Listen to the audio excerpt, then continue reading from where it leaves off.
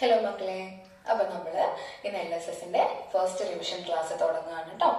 ഇന്ന് ഇംഗ്ലീഷാണ്. ഇംഗ്ലീഷിന്റെ field of truth എന്നുള്ള പാഠമാണ് നമ്മൾ ഇന്ന് നോക്കുന്നത്.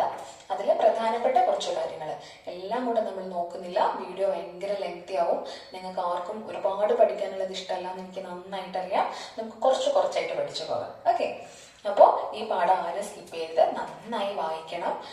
LSS എക്സാം പോലുള്ള എക്സാംസ് എഴുതുമ്പോൾ ആകെ നിങ്ങൾ ശരിക്കും ചെയ്യേണ്ടത് എന്താണെന്നറിയോ? എല്ലാ പാഠഭാഗങ്ങളും നന്നായി വായിക്കുക. പ്രത്യേകിച്ച് ഇംഗ്ലീഷ് ഒക്കെ വരുമ്പോൾ നമുക്ക് ഓരോ വാക്കും ഇമ്പോർട്ടൻസ് ആണ്.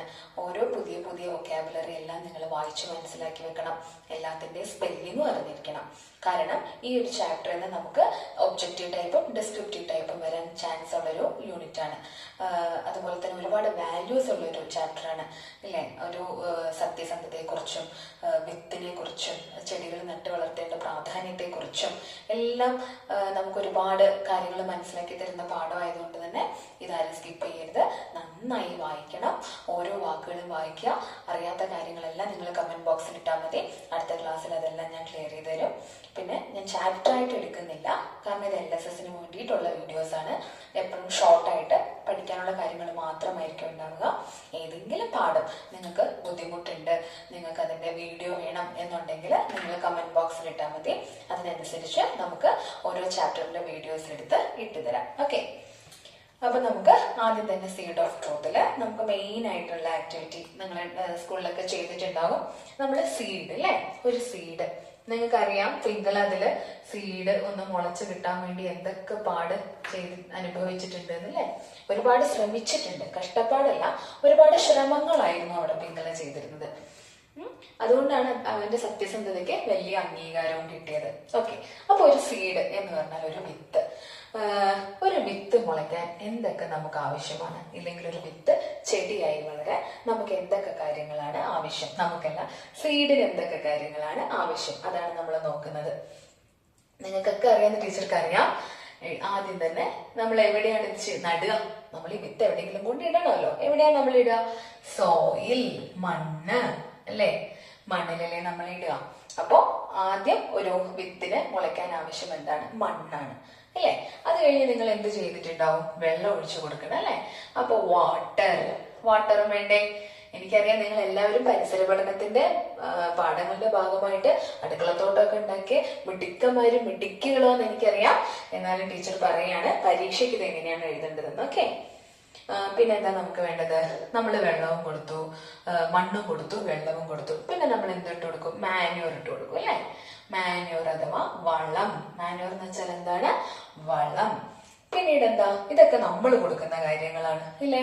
ഇത് കൂടാണ്ട് പ്രകൃതി ഒരു കാര്യം കൊടുക്കുന്നുണ്ടല്ലോ. അതെന്തായിരുന്നു? അതാണ് സൺലൈറ്റ്. സൺലൈറ്റ് അഥവാ സൂര്യപ്രകാശം. അപ്പൊ ഇത്രയുമാണ് പ്രധാനപ്പെട്ട കാര്യങ്ങൾ. സീഡ് വളർന്ന ഒരു ചെടിയാകാൻ ആവശ്യമായിട്ടുള്ള ഫാക്ടേഴ്സ് ആണ് soil, water, manure, sunlight. Okay, ഇനി അടുത്ത ചോദ്യം. അപ്പൊ നമ്മള് രണ്ടാമത്തെ ആക്ടിവിറ്റിയിലേക്ക് പോവുകയാണ്. ഇത് കണ്ടോ, ടീച്ചർ കുറച്ച് ക്വസ്റ്റ്യൻസ് ഇവിടെ എഴുതിയിട്ടുണ്ട്. ഇതൊക്കെ വേഗം നിങ്ങൾക്ക് ചെയ്യാൻ പറ്റുമെന്ന് എനിക്കറിയാം. നമുക്ക് നോക്കാം. ആദ്യത്തെ ചോദ്യം, വി സീ സ്റ്റാർസ് അറ്റ്. എപ്പോഴാണ് നമ്മള് സ്റ്റാർസിനെ കാണാം?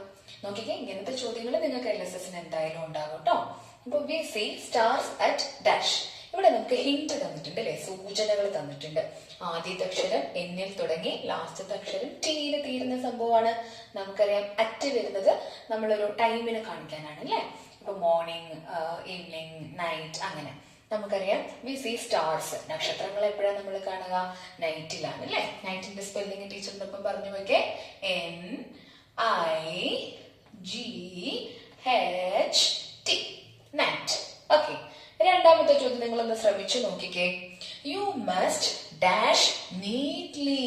നിങ്ങൾ നിർബന്ധമായിട്ടും യു മസ്റ്റ് ഡാഷ് നീറ്റ്ലി, നീറ്റായിട്ട് ഇത് ചെയ്യാവുള്ളൂ. എന്താണത്?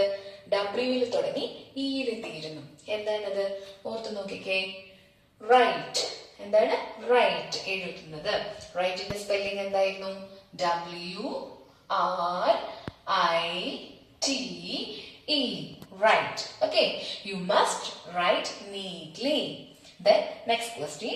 The feather is very dash. The feather is very dash. എന്താണത്? ഫെദർ എന്ന് വെച്ചാൽ എന്താ? തൂവൽ അല്ലേ? തൂവൽ എപ്പോഴും എങ്ങനെ ഉണ്ടാവുക? The feather is very light. വളരെ വെയിറ്റ് കുറവായിരിക്കില്ലേ? ലൈറ്റ് ആയിരിക്കില്ലേ? Spelling LIGHT. ഓക്കെ, ഇനി നാലാമത്തെ ചോദ്യം. Dash colour is the symbol of peace. Symbol of peace. Peace എന്ന് വെച്ചാൽ എന്താ? സമാധാനം. അപ്പൊ ടീച്ചർ ചോദിക്കും, ഒരു പീസ് കേക്ക് എന്ന് പറയില്ലേ ടീച്ചറെ, അതെന്ത് പീസ് ആണെന്നല്ലേ? പീസ് രണ്ടെണ്ണം ഉണ്ട്. PEACE peace. ഇതിന്റെ അർത്ഥം എന്താണ്? സമാധാനം എന്നുള്ളതാണ്. നിങ്ങൾ ഉദ്ദേശിച്ച പീസ് PIECE. ഇതിന്റെ അർത്ഥം കഷണം അല്ലെ? ഒരു പീസ് എന്ന് നമ്മൾ പറയില്ലേ? ഓക്കെ, നമുക്ക് ഇതിലേക്ക് വരാം. അപ്പൊ dash colour is the symbol of peace. നിങ്ങൾക്കറിയാം ഏതാണ് സമാധാനത്തിന്റെ സിമ്പിളായി കാണുന്ന കളർ? ഏതാണ്? ഏതാ? വൈറ്റ് അല്ലെ? WHITE, white. ഇനി last question. The sun is very bright. ബ്രൈറ്റിന്റെ സ്പെല്ലിംഗ് എന്താ? BRIGHT. സിമ്പിൾ അല്ലേ? നമുക്ക് ഈ സെന്റൻസ് ഒക്കെ ഒന്ന് വായിച്ചു നോക്കാം. We see stars at night. You must write neatly. The feather is very light. Dash color is the symbol of peace. White color is the symbol of peace. The sun is very bright. Okay, രണ്ട് activity കഴിഞ്ഞു. ഇനി അടുത്തത് നമ്മുടെ മൂന്നാമത്തെ activity. ഇന്ന് ഇത് മതി കേട്ടോ, ബാക്കി നമുക്ക് നാളെ. ഇതിൽ നമ്മൾ റൈമിംഗ് വേർഡ്സ് ആണ് നോക്കുന്നത്. റൈമിംഗ് വേർഡ്സ് നിങ്ങൾക്ക് അറിയായിരിക്കും അല്ലേ? എന്താ റൈമിംഗ് വേർഡ്സ്? ഒരു വാക്ക് തീരുന്ന അതേപോലെ മറ്റൊരു വാക്ക് തീരുന്നത്. ഒരു എക്സാമ്പിൾ പറയുകയാണെങ്കിൽ ഇപ്പൊ ഇതിൽ തന്നെ ബുക്ക് അല്ലെ? ബുക്ക് എങ്ങനെ നിങ്ങൾ പറയാ? Book, book. നിങ്ങൾ ബുക്ക് നോക്കി പഠിക്കും. അമ്മ എന്താ അടുക്കളയിൽ ചെയ്യുന്നുണ്ടാവുക? കുക്ക് ചെയ്യുന്നുണ്ടാവും അല്ലെ? Cook, book, cook. കണ്ടില്ലേ ആ സൗണ്ട് തമ്മിലുള്ള ചർച്ച? അപ്പൊ ഒന്ന് നമുക്ക് കിട്ടി, കുക്ക്, ബുക്ക്, കുക്ക്. പിന്നെന്താ? ഒന്ന് ഓർത്ത് നോക്കിക്കേ, നമുക്ക് വേറെ എന്തൊക്കെ എഴുതാം? ലുക്ക് അല്ലെ? നോക്കൂ എന്ന് നമ്മൾ പറയല്ലേ? ലുക്ക്. പിന്നെ നൂക്ക്. അങ്ങനെ ഇനി നിങ്ങൾ കൂടുതൽ കണ്ടെത്തി വെക്കണം കേട്ടോ. എപ്പോഴും എന്ത് പഠിക്കുകയാണെങ്കിലും ഒരു ക്ലാസ് ഒക്കെ നമ്മൾ യൂട്യൂബൊക്കെ കണ്ടാണ് പഠിക്കുന്നതെങ്കിൽ തന്നത് മാത്രം പഠിച്ച് നിങ്ങൾ നിർത്തരുത്. നിങ്ങൾ കുറെ ക്രിയേറ്റീവ് ആകണം. നിങ്ങൾ എന്ത് വായിക്കുമ്പോഴും അന്ന് ടീച്ചർ പറഞ്ഞില്ലേ അതിൽ ആ റൈമിംഗ് വേർഡല്ലേ ഇതിൽ വരുന്നത്, ഒന്ന് നോട്ട് ചെയ്ത് വെക്കണം. അങ്ങനെയാണ് നമ്മൾ നമ്മുടെ അറിവ് കൂട്ടുക. വേറൊരാൾ നമുക്ക് എന്ത് പറഞ്ഞു തന്നാലും അറിവ് അങ്ങനെ വിശാലമാവില്ല. നിങ്ങൾ സ്വയം ചിന്തിച്ച് കൂടുതൽ കാര്യങ്ങൾ മനസ്സിലാക്കണം കേട്ടോ. ഇനി അടുത്തത് നമ്മൾ ഏതാ? റീഡ്, വായിക്കുക അല്ലെ? Read, read, read. റീഡ് പോലത്തെ കുറച്ച് വാക്ക് നമുക്ക് നോക്കിയാലോ? റീഡ് പോലെ നമുക്ക് എന്തൊക്കെ വാക്കുകൾ നോക്കാം? നമ്മൾ ഫസ്റ്റ് ആക്ടിവിറ്റിയിൽ കണ്ടിരുന്നു സീഡ് ഇല്ലേ? ഡ് അല്ലേ? അപ്പൊ റീഡ്, സീഡ്. പിന്നെന്താ?